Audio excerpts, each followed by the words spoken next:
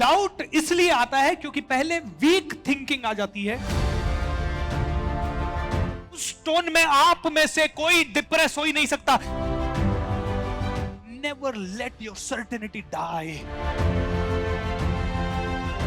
दोस्तों, आप में से कितने लोगों को लगता है कि आपकी आवाज अच्छी नहीं है इसलिए नहीं बोल पा रहे? आप में से कितने लोगों को लगता है कि मैं अच्छा नहीं दिखता इसलिए नहीं बोल पा रहा? आप में से कितने लोगों को लगता है कि मैं छोटा हूं इसलिए नहीं बोल पा रहा? आप में से कितने लोगों को लगता है मेरे बाल उड़े हुए हैं इसलिए नहीं, मेरे बाल उड़े हुए हैं इसलिए नहीं बोल पा रहा? आप में से कितने लोगों को लगता है कि मेरी पर्सनैलिटी अच्छी नहीं है, मैं मोटा हूं इसलिए नहीं बोल पा रहा, मैं ज्यादा काला हूं इसलिए आगे नहीं बढ़ पा रहा? कितने लोगों के मन में लिमिटेशन है, सेल्फ डाउट है। और जो भी सेल्फ डाउट है, मैं आपसे पूछूंगा, किसने क्रिएट किया ये सेल्फ डाउट?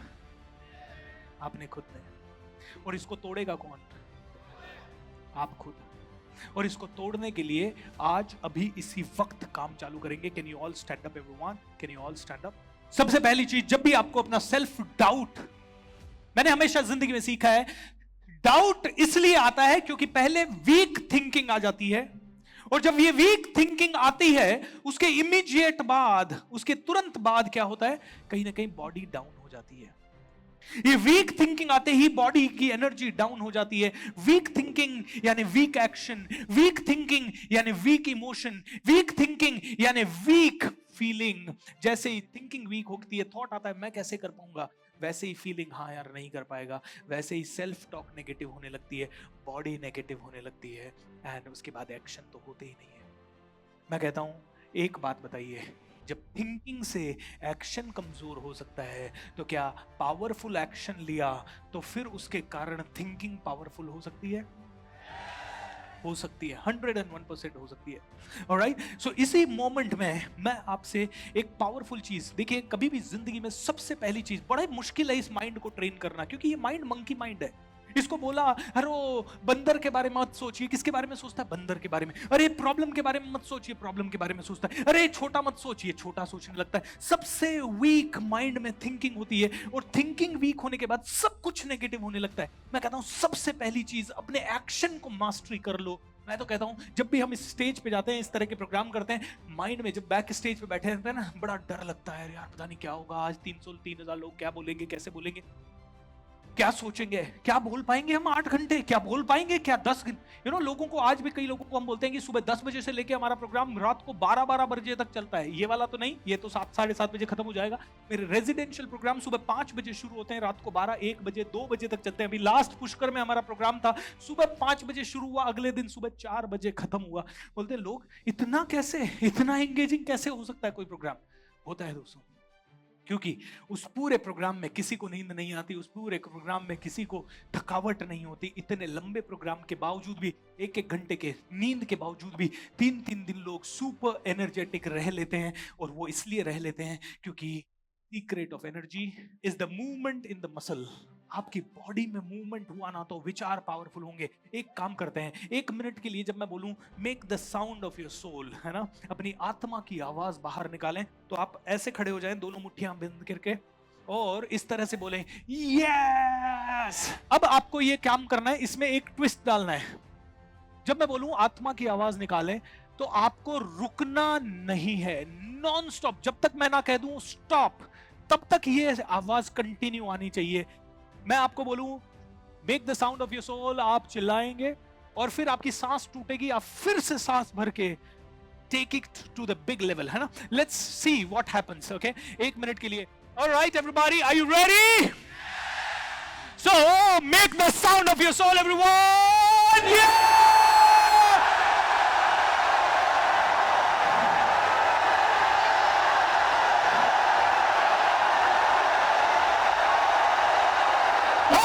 एनर्जी के साथ और भी ज्यादा एनर्जी,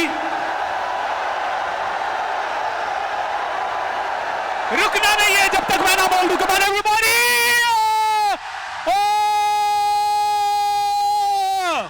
ऑलराइट, स्टॉप।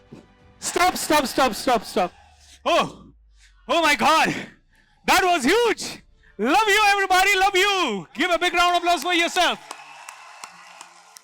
ऑलराइट, पहला सवाल, जब आपने ऐसे खड़े हुए और आपने कहा ये, इस समय में कितने लोगों के माइंड में वीक थिंकिंग आ सकती है? दोस्तों जब आप ये बॉडी लैंग्वेज में हुए और जब आपकी टोन ये हुई, उस टोन में आप में से कोई डिप्रेस हो ही नहीं सकता। कई लोग मेरे पास आते हैं, सर डिप्रेशन बहुत है। डिप्रेशन इसलिए है क्योंकि तुझे प्यार है डिप्रेशन से। बोलता है नहीं नहीं सर, मेरे को डिप्रेशन इसलिए नहीं है कि मुझे प्यार है, मेरी गर्लफ्रेंड छोड़ के गई सर। जितने लोगों को भी ये लग रहा है कि यार सर मैं डिप्रेशन इसलिए हूं सर, आप मेरी जिंदगी एक बार जी के तो देखो, मेरे साथ क्या हुआ, मेरे पे कितना लोन है सर, और इसीलिए मैं डिप्रेशन हूं। अरे तू इसलिए डिप्रेस नहीं है कि तेरे पर लोन है, तेरे को डिप्रेशन से अच्छा लग रहा है। क्योंकि डिप्रेशन में क्या होता है, अटेंशन मिलता है लोगों का। माँ कहती है बेटा डिप्रेशन में चिंता मत कर बेटा, लोन वोन चूक जाएगा, खाना खा ले तू तो। बीवी कहती है मेरा पति डिप्रेशन में, इसको कुछ बोलूंगी सुसाइड कर लेगा। अरे तू कुछ मत कर, मैं काम करती हूँ। पत्नी खाना भी बनाएगी और कमा के भी लाएगी, डिप्रेशन में बैठा रहेगा। बोले डिप्रेशन से प्यार है। नहीं सर मुझे प्यार नहीं है, मैं इस डिप्रेशन को छोड़ना चाहता हूं सर। ओके छोड़ना चाहता है तो stand up and make the sound of your song.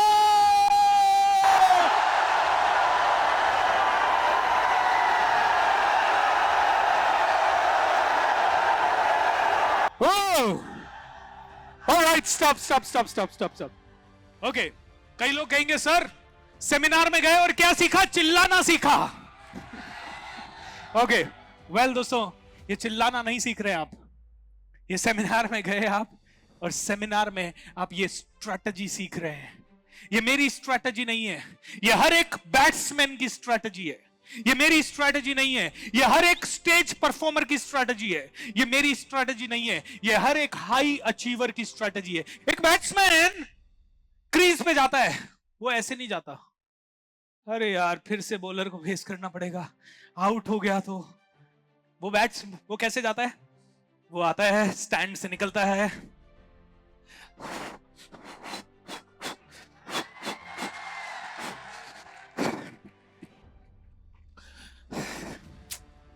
all right, yes, okay,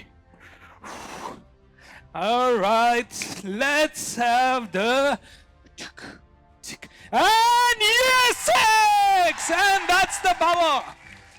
वो दोस्तों परफॉर्म करता है। मैंने बहुत ज्यादा तो लाइव शोज अटेंड नहीं किए सिंगर्स के, लेकिन बहुत पहले मैंने केके का शो अटेंड किया। Unfortunately he is no more I think, है ना। मैंने उनका शो अटेंड किया and he was singing, but bloody back stage पे ना he was jumping and then when he came on the stage he ran and he started singing और पूरे गाने में he was jumping। मैंने पलाश सेन का शो अटेंड किया, पलाश सेन जिसने वो गाना गाया था मायरी, you know, he was jumping like hell on the stage, on the backstage। मैंने हमारे फील्ड के लेजेंड एंथनी रॉबिन्स को देखा, टोनी रॉबिन्स बोल सकते हो आप।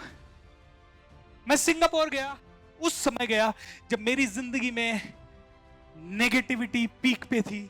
1.5-2 करोड़ का लोन था, किस्तें नहीं चूक रही थी, मांगने वाले घर आ रहे थे। मेरे माइंड ने काम करना बंद कर दिया। मैंने कहा यार अब तो कुछ अलग करना पड़ेगा। क्या करना पड़ेगा? I will have to do something which I have never done. क्या? मुझे उससे सीखना पड़ेगा जिसने 50,000 करोड़ कमाए, शायद तब मेरे को मेरा 1.5 करोड़ छोटा लगे। मैं सिंगापुर गया, जब मेरे ऊपर 1.5 करोड़ का लोन था, सिंगापुर जाने के पैसे नहीं थे। मैंने कहा यार क्या किया जाए, ये तो जाना आना प्रोग्राम सब मिला के 2.5-3 लाख रुपए खर्चा होगा, क्या करना चाहिए? 3 दिन का प्रोग्राम, वर्थ होगा नहीं होगा? मैंने कहा देख भाई, जहां 1.5 करोड़ का लोन है, 3 लाख 3.5 लाख और सही। I went on the stage and thank God, पहली बार गया मैं स्टेज, पहली बार मैंने देखा एक 6 फुट 4 इंच का आदमी 15,000 लोगों की भीड़ के सामने भागता हुआ दौड़ता हुआ आता है and he makes them rock from morning 10 o'clock till evening 12 o'clock। मैंने कहा this is the man I need to learn from. Alright, मैं सिंगापुर गया, सिंगापुर के ये प्रोग्राम को अटेंड किया। उसके तुरंत बाद इंदौर में मैंने अपना प्रोग्राम 1000 लोगों का रविंद्र नाट्यगृह में किया and I think that was the highest energy. मैंने स्टेज पे यही देखा, यार इस इंसान ने साला 50,000 करोड़ कमाया है, मैं 1.5 करोड़ तो एक साल में कमा के दे सकता हूं लोगों को। और उसके बाद मैंने सिर्फ एक ही स्ट्रैटेजी उससे सीख के आई कि never let your certainty die. क्या बोला? Certainty die. सर्टेनिटी मतलब मेरे अंदर ये विश्वास होना चाहिए आई कैन डू इट। मेरे अंदर ये फीलिंग होना चाहिए आई एम अ बिलियनर, मेरे अंदर ये विश्वास होना चाहिए मैं जो चाहूं कर सकता हूं, मेरे अंदर ये विश्वास होना चाहिए मैं ही करूंगा और कोई करे ना करे मैं करूंगा ही करूंगा, क्योंकि मैं अपने मां बाप का बेटा हूं, मैंने अपनी मां का दूध पिया है, तुमने भी अपनी मां का दूध पिया है। तो मैं बोलना चाहूंगा, बोल दो आज इस दुनिया को, इस संसार को तुम करोगे। Make the sound of your soul everybody. कितने लोग करेंगे, कितने लोग सच में मिलियनर बनेंगे? How many of you are going to give your best? आप में से कितने लोग 100% देने को तैयार हैं? आप में से कितने लोग सीखने को तैयार हैं? आप में से कितने लोग जीतने को तैयार हैं? आप में से कितने लोग ऐसे हैं जो अपनी जिंदगी में अब एक भी पल रुकने वाले नहीं है? Come on tell me fast. Oh, are you sure? Can I trust you?